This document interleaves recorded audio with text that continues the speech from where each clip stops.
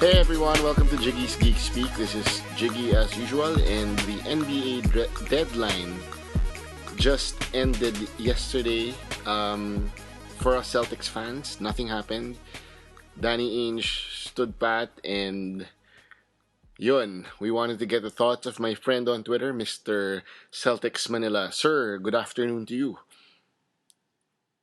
Hi, good afternoon. Hi, Geek Speak listeners. Hi, everyone. So, I can't reveal his real name, but you can follow him at Celtics MNL. So, for Celtics Manila. So, dude, I wanted to ask you, paano ba nag-start yung Twitter name mo? Do you have another... You have your personal Twitter naman? Yes, I do, but I'm not ready to reveal it yet. Okay. Cool, it's okay. So, paano nagkaroon ng Celtics Manila? Back in 2012 season, I'm actually planning to create a Twitter account exclusive for Filipino fans. And habang nagde-decide ako kung anong gagawin ko, there's already a Celtics fan Philippines account that was newly created.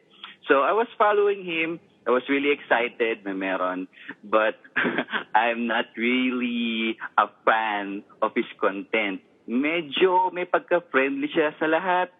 So I wanted to be like, a Boston Celtics personality na medyo in-your-face, blue chipper, medyo uncensored, unfiltered. Nakikipag-away. Ganon. So, not necessarily nakikipag-away, but I wanted, just real talk sa, Twitter content and basketball content. That's all. So, So kung may I mali, created the account. You'll call out wrong things na parang uncensored talaga. Yes, I don't want to be the friendly guy on Twitter like okay lang yan or like hi guys, follow me. Di naman ganon. Gusto ko lang straight basketball, a straight edgy Boston Celtics fan Philippine account. So I just created the Twitter account back in January of 2013. Yun yung season nila Fab Melo, Rest his soul. Shavlik Randolph, Jeff Green, Leandro Barbosa, and Jordan the Steez Crawford. Yun yung season na yun. Doon ako nag-umpisa talaga. Okay, gets. Any notable followers? Alam ko may mga friends tayo sa politics dito na Boston Celtics fans din. Pero yun, hi tayo kay Senator Joel Villanueva at kay Senator Sonny Angara, who are big Boston Celtics fans. Pero apart from them, meron pa bang ibang nagpo-follow sa'yo na notable? Like, do the Celtics blog follow you? Si Celtics Life? Celtics Live, James Hollis, si Snotty Drippin, follows me on Twitter. KG Trash Talk. Si KG Trash Talk talaga? Sinusundan ka niya? Yes. Cool. Oh. That guy's funny. Sila yung to-follow sa akin. Kung meron man siguro, hindi ko pa na-check out. Okay. Senator Angara. He follows me on Twitter. Yeah, cool. Another question. Have you ever fought anyone on Twitter?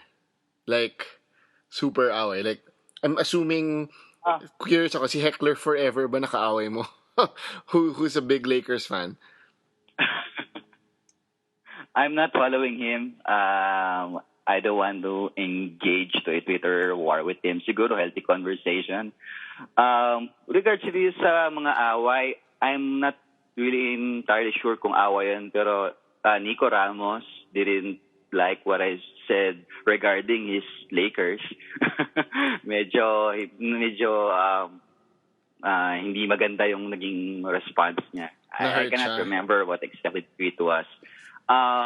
Tin Gamboa blocked me on Twitter. Seryoso? Because I said, I said something about Jason Kidd? Jason Kidd. Wow. Yeah. And actually blocked me on Twitter. Okay, friend ko si It's Tin. kind of Hi, funny, Tin. but it's not really that personal. But she blocked me. What you can do, man? Okay, okay. So for those listening, si Celtics Manila became a Celtics fan during the Paul Pierce, Al Harrington, was it an isolation play in the playoffs, and then the truth sinks in the dagger, correct? Yes, you can find it on YouTube. It's very badass. Yun yung exact moment na naging fan ako ni Paul Pierce. Okay. Thoughts on yesterday's Draymond Green and Paul Pierce war that Bleacher Report and Sports Center has blown out of proportion. It was a simple trash talk, pero it's the truth eh. He's an OG. You can't talk trash like that to an OG.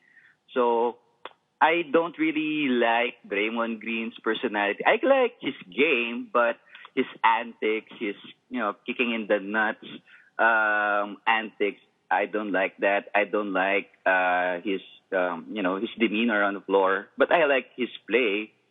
Uh, but that guy has some issues, man. Really lots of issues. And yesterday, I think he kicked Blake Griffin in the face, if I'm not mistaken. Or ano, basta may sinipa na naman siyang clipper sa game. And, I agree with you. He's a good player on the court, but his antics are just weird. And that's the one I don't like about His antics cost them the championship last year. people saying He didn't that. get suspended back in game six, they would won the whole thing, but he stupidly suspended himself on the finals. Just one game, man. Just one game. Just behave, man. Well, marami rin namang mga one game na affected. For example, 2010, Perk got injured game 6 and we lost game 7, which is still by far the most difficult NBA game for me to swallow kasi I really hate the Lakers. People know that. My friends, Jason Inocencio, my friend knows I hate his Lakers. And 2010, I still haven't watched that game 7 because I was at work. I was just following it on Yahoo Sports and Twitter. Friends texting me updates on the fourth quarter. And it was bad eh. Kasi Kobe had such a bad game. Meta World Peace bailed him out. And it was really ours to lose. How about you? What was your worst game ever? The same. Game 7, 2010 finals. Gaya mo, I still can't watch any replay on TV of that game. Ini-skip ko pa rin yung mga suggested videos about that game on YouTube. It's really hard. It's really hard to watch. Actually, we were winning most of the game until yung fourth quarter eh. And Tom Thibodeau actually had a good story about that. Before Game 7, Tibbs and Doc Rivers actually had this crazy plan, but it actually worked, which is they will let Kobe shoot the lights out in Game 7 because they know, and everybody knows, that Kobe will jack up the shots because it's Game 7 and he's like, Kobe, Mamba mentality, whatever. So it was working right until the fourth quarter where they cannot grab the rebounds anymore. And that's where Kendrick Perkins was really missed. Kung nakontrol lang natin yung rebounds, We would have won. panalo tayo to. Yes. That sucks. Okay. Anyway, I wanted to point out that Mamba mentality. Was it December 31? Was it Isaiah Thomas when he exploded for 29 points in the fourth quarter against the Miami Heat? Pinapanood ko yung NBA recap. Tapos Isaiah Thomas. Was it 53 points? No assists, Mamba mentality. So yun, tawa ako ng tawa nung hinirit nung commentator na no assists equals Mamba mentality. It's true, it's true. That's mama mentality. Shoot the lights out. Don't give it to the teammates. Okay. And don't get me wrong, I respect Kobe, pero I just don't like him at all. Kasi for the mere fact na Lakers siya. Yun lang. Ayan, sorry.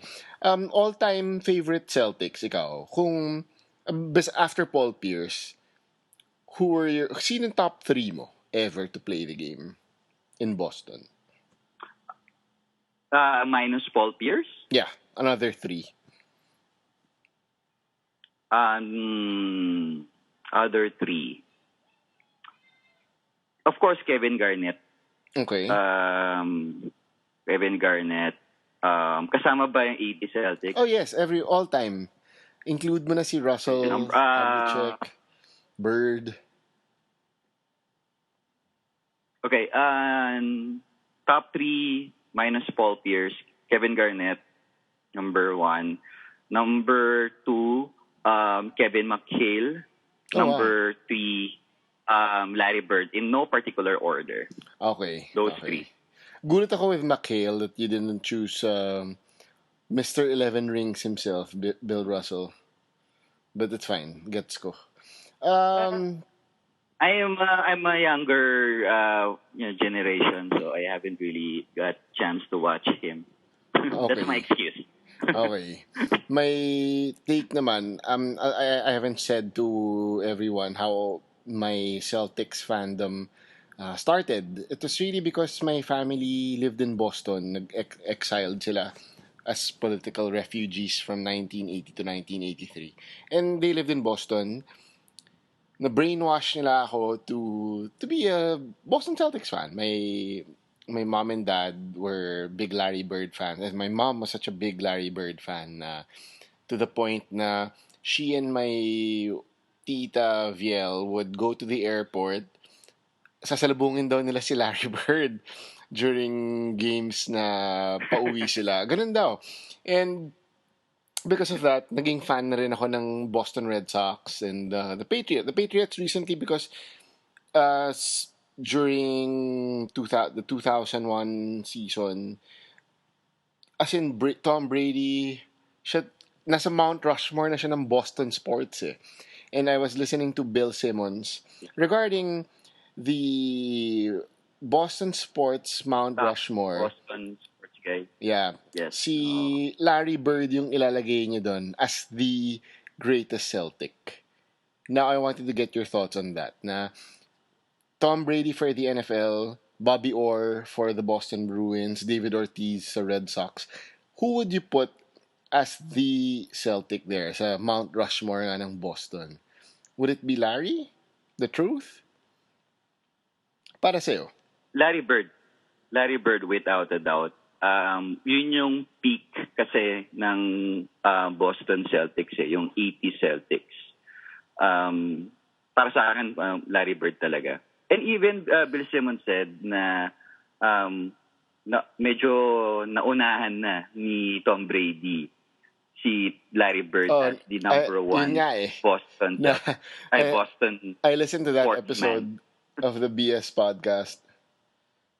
And yun nga, si Brady kasi carried the team from the time he started. And yes. Yun.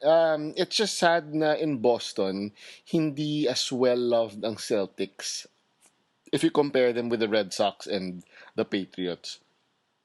Siguro dahil I agree. ngayon lang na rejuvenate yung mga duck boat parades and all that. And the Patriots have 5, the Red Sox have 3 in the last, 17 years? And the Celtics, yung lone 2008, which could have been 2, yes. Diba? Or 3 even. Kasi yes. 2009, we could have won if KG wasn't injured. We lost to Orlando that year in Game 7, only with Paul Pierce and Ray Allen. And na-prove nga na playoff team nga lang ang Paul Pierce and Ray Allen tandem. Diba? Yeah, that really hurts. yung pagka-injure ni KG. Because if I'm not mistaken, before the All-Star break in 2009, meron 35-5 record I ata yung remember, I think Celtics it was nun eh. 29-3 or 27-3. They had the best Yes. 30 game run during that time. Well, alam na natin ngayon na Golden State na yung kumuha ng title na yun. But, yun.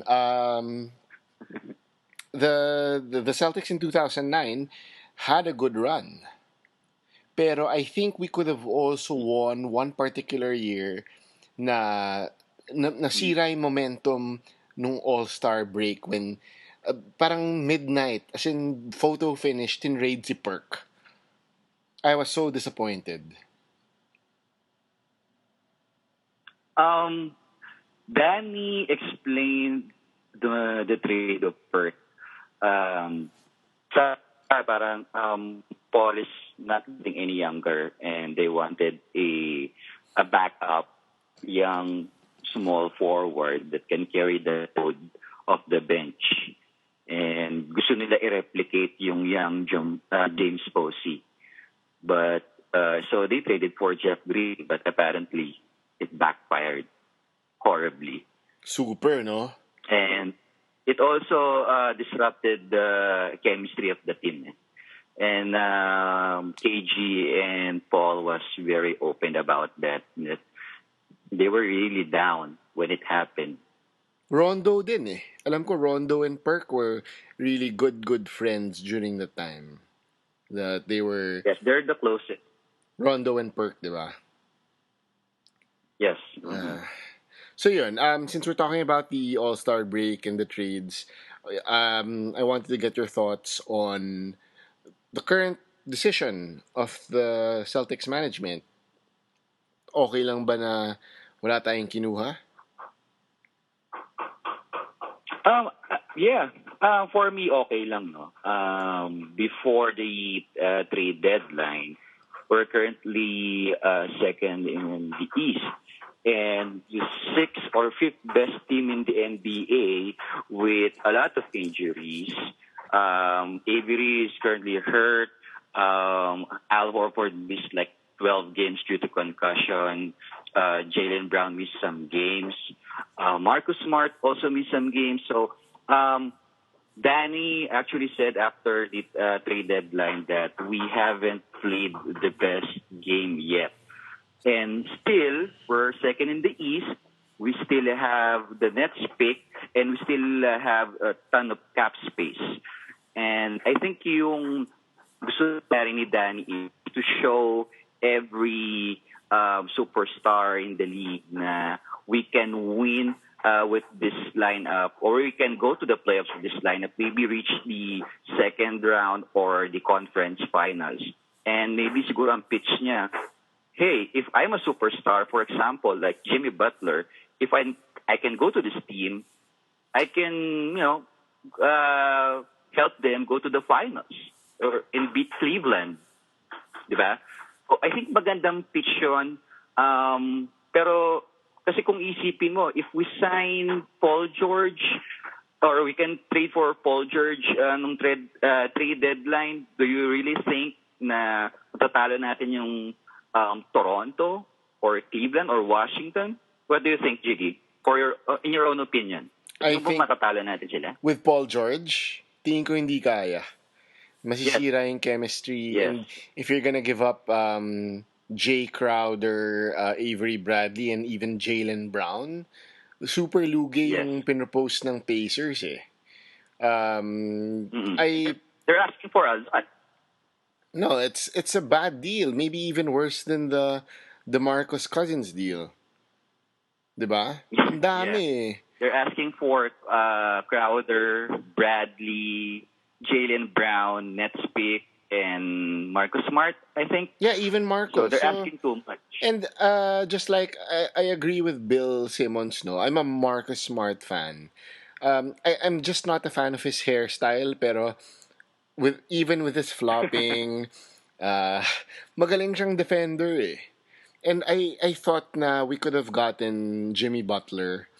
I think he would have been a good fit with the Celtics being a two-way player. Pero sana talaga na hindi pinakawalan si Jay Crowder in that deal. Had it happened. Na, Yes. I think that's the reason why the talks fell through. As reported by David Aldridge, Danny doesn't want to include Crowder in the talks because in from a basketball standpoint, no, kung isasama kasi natin si Crowder, mawawalan tayo ng stretch four. Jimmy is an elite defender in the perimeter, pero he can't guard like stretch fours like the Serge Ibaka, maliit. the Maliit Kevin siya. Love. Masyadong maliit si Jimmy Butler. That's why I think Danny doesn't want to include or didn't include Crowder in that talks. Ay, let's see. Pero as of this moment, ako gusto ko na mag-off-season eh. Na I'm being a spoiled Celtics fan na I want another superstar player in the team na maging exciting. Pero I was thinking din kapag nagkaroon na naman ng All-Star, imagine mo yung bandwagon na sasali. Yun lang, na parang guy, where were you? Maybe you can help me to print out the forms for the bandwagon application.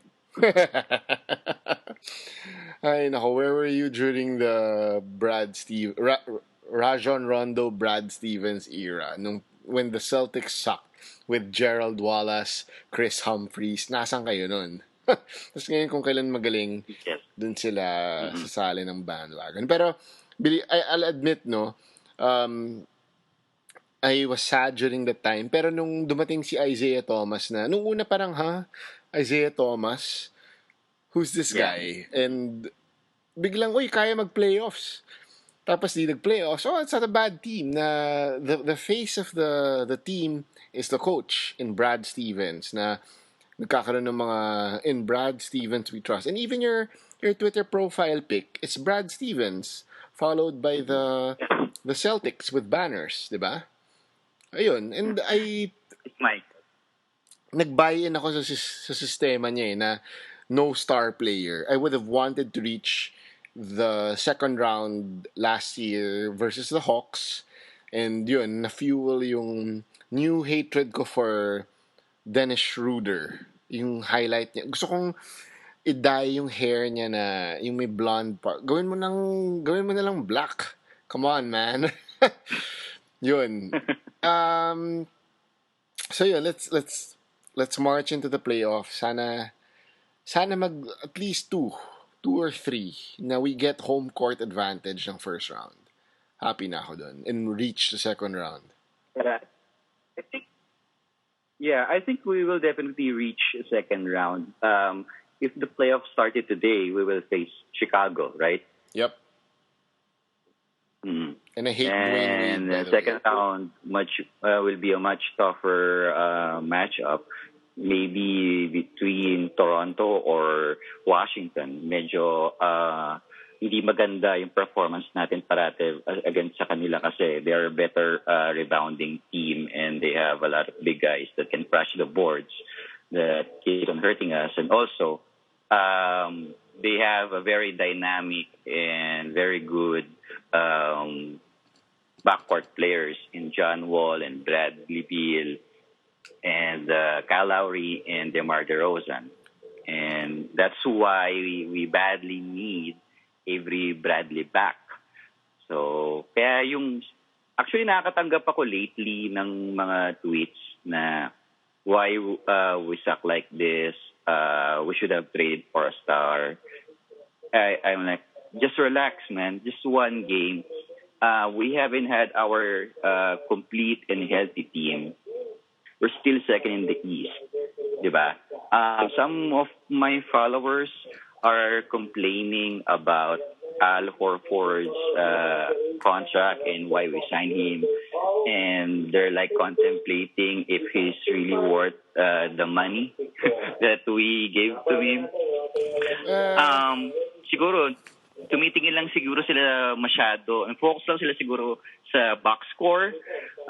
He's not really a 2010 guy. Even sa Atlanta, I don't get why some of our fans are hating the Al Horford signing. Pero hindi kasi nila naiintindihan. Ako, I'll be One of honest the reasons, Al Horford, Mhm. hindi talaga ako big fan for the mere fact na inaway niya si Paul Pierce noong 2008. Pero since gusto naman siya ni David Ortiz and he's performing at an okay level for the Celtics, okay na rin. I respect Mm-mm. Al. Okay na rin. Yun. Pero He's really good. He's yeah. really good.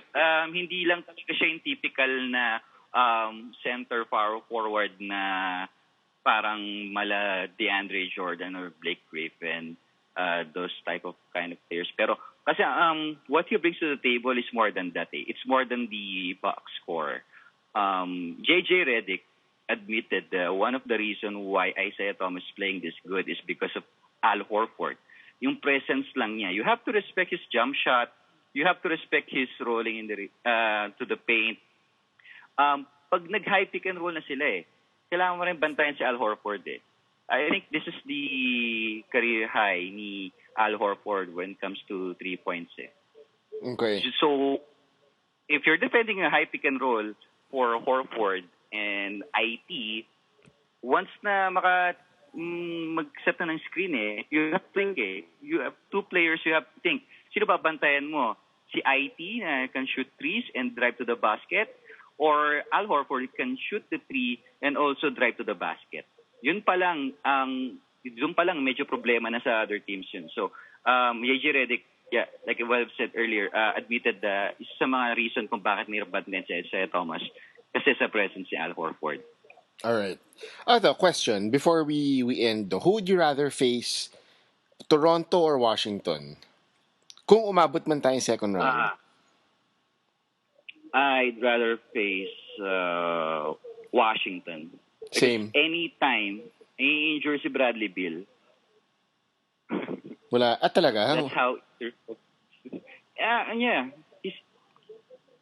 Parang wala pa atang season na nag-play siya ng 82 games Okay. Yet you're asking for 100 games from him.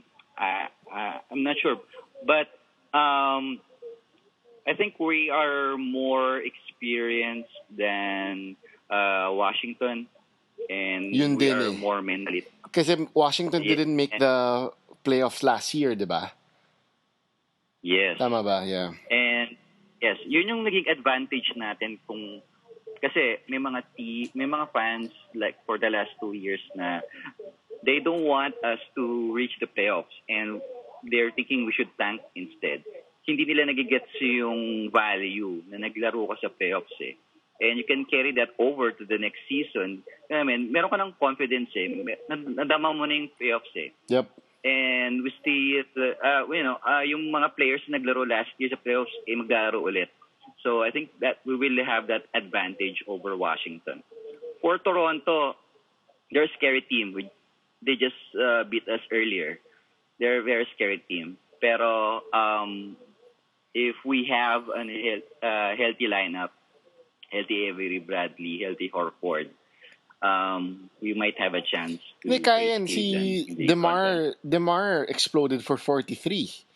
And without Avery Bradley. without Avery, tapos it was in Toronto. We weren't at home. Isaiah only scored, 20? Al, fourth quarter, 8 points pa lang. And yun, we just need to be complete and healthy. Kaya yan. Yes.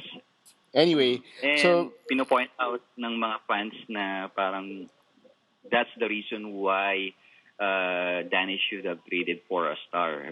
Pero sinasabi ko naman sa kanila, they scored like 33 fourth quarter points without Avery Bradley. We should have defended them better.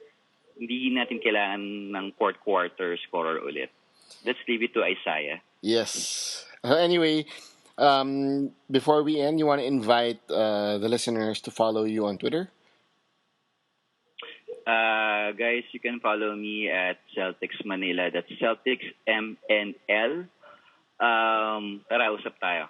All right. So, thank you, Mr. Celtics Manila, for joining Geek Speak. We'll talk again come playoff time or kung magpanic ako before the playoffs, natawagan kita ulit. All right, sir. Maraming salamat. And everyone, thanks for watching Geek Speak. This has been Jiggy as always. And we'll see you and please cheer for Boston. Bye, guys.